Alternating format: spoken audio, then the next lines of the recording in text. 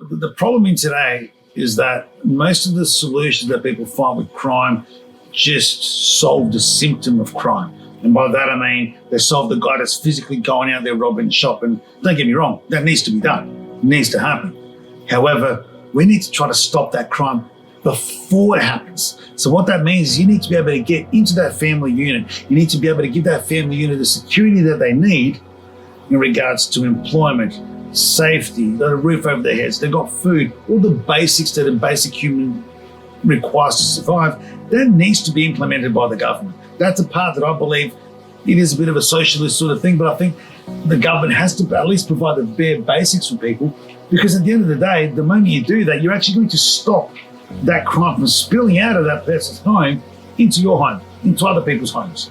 So it is a worthwhile investment in the long term. And I come from a place in Brazil where you don't have things like a social security net.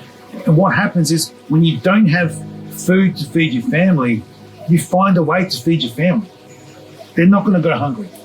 Now, whether that means you're going to have to rob someone for it or you're going to have to go steal some food from somewhere, but what it does mean is they're not going to go hungry no matter what.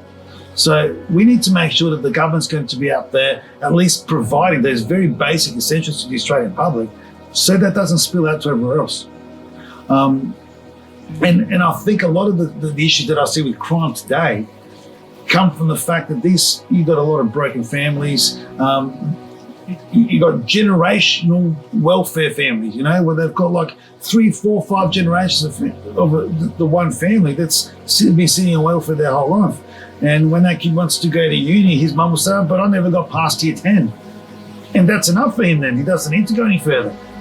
We need to be able to grow past that. And I think that's where the government needs to step in and especially help those kids that are in need, that maybe don't have that family support, to make sure that they can break out of that family tradition and just live in that generational poverty.